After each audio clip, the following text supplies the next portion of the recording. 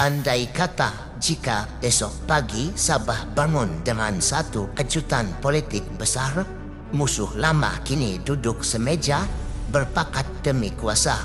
Persoalannya, adakah ini sebuah strategi bijak atau sekadar percaturan sementara? Sebelum kita teruskan, izinkan kami jelaskan bahawa berita asal ini ditulis oleh Hazelin Liana Kamarudin, Sinar Harian 23 Ogos 2025. Pada kali ini kita akan membincangkan satu isu yang panas, namun tujuannya bukanlah untuk menghasut tetapi untuk memberi gambaran jelas kepada anda semua tentang betapa rumit dan mendebarnya politik Sabah menjelang PRN. Kini kita masuk ke isi utama. PRN Sabah.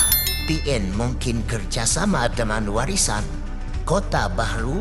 Perikatan Nasional PN tidak menolak kemungkinan menjalin kerjasama dengan Parti Warisan dalam menghadapi pilihan raya negeri PRN Sabah akan datang.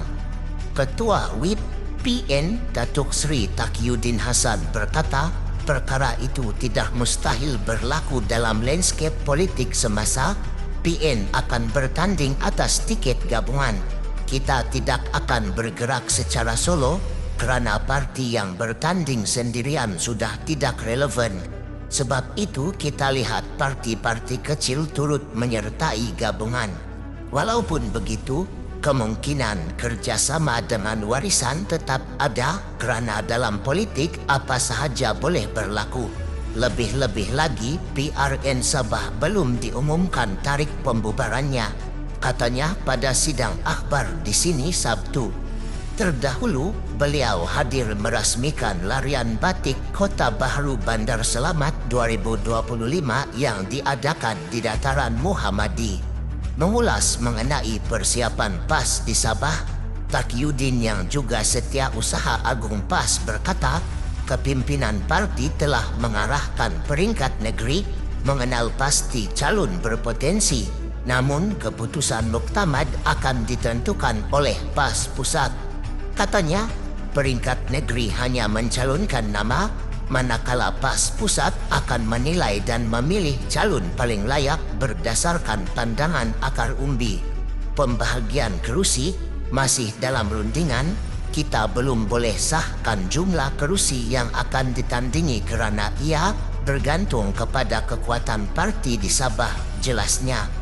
Beliau mengakui PAS tidak pernah memenangi kerusi di Sabah, namun tetap optimis dengan peluang parti dalam PRN kali ini. Kalau berjaya, menang satu kerusi pun sudah dianggap kejayaan 100%.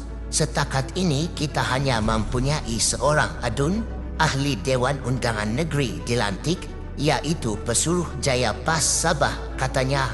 Fakta tambahan untuk anda, pada PRN Sabah tahun 2020, Warisan muncul sebagai parti dominan dengan 29 kerusi, manakala PN dan sekutunya seperti Bersatu serta PAS tidak mencatat keputusan yang signifikan.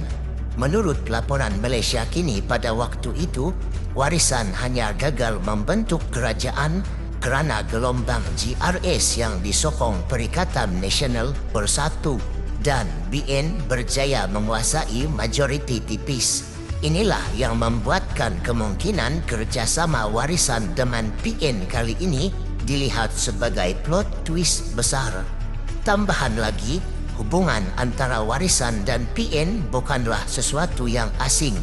Pernah satu ketika ada perbincangan tidak rasmi tentang penyatuan suara pembangkang Sabah selepas tumbangnya Kerajaan Warisan Plus pada 2020. Walaupun kerjasama itu tidak berlaku, bibit-bibit politik pragmatik ini sering muncul kembali bila menjelang pilihan raya. Namun disinilah timbul kontroversinya. Warisan yang sebelum ini lantang menolak parti-parti Malaya kerana dianggap merampas suara rakyat Sabah, kini berpotensi membuka pintu kepada Perikatan Nasional yang berpangkalan di Semenanjung. Bukankah ini menimbulkan persoalan tentang prinsip politik warisan sendiri. Adakah mereka benar-benar memperjuangkan autonomi Sabah atau sekadar mencari jalan pintas untuk kembali berkuasa? Begitu juga dengan PAS, parti ini tidak pernah ada pengaruh besar di Sabah. Realitinya, demografi dan politik Sabah sangat berbeza dengan pantai timur Semenanjung. Tetapi mengapa PAS tetap yakin walaupun hanya dengan harapan satu kerusi? Adakah ini tanda bahawa PAS cuba mencipta simbolik kehadiran walaupun tahu peluangnya tipis? Inilah persoalan besar yang kini bermain di minda rakyat Sabah.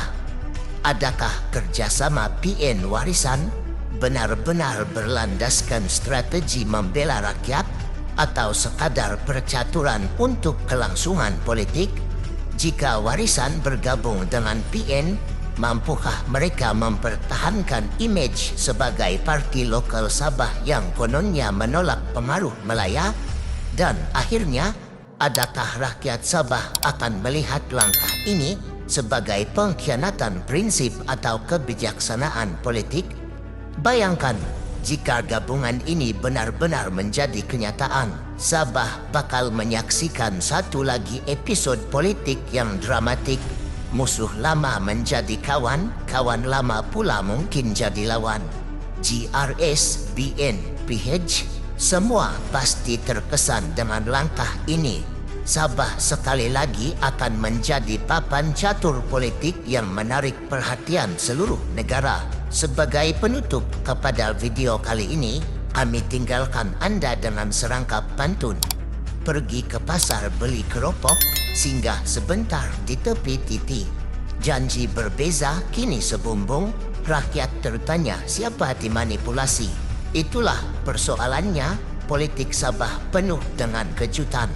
Anda jangan kemana-mana kerana selepas ini pasti ada lagi pendedahan dan percaturan baru yang akan menggoncang seluruh Malaysia. Kalau anda rasa isu ini panas dan penuh tanda tanya, jangan lupa tinggalkan komen. Adakah anda setuju dengan kemungkinan Warisan bekerja sama dengan PN? Atau anda melihatnya sebagai pengkhianatan kepada perjuangan asal mereka? Tekan butang subscribe kerana di channel ini kami akan bongkarkan lagi cerita-cerita politik terkini yang sahih untuk tatapan semua. Sekian, kita jumpa lagi.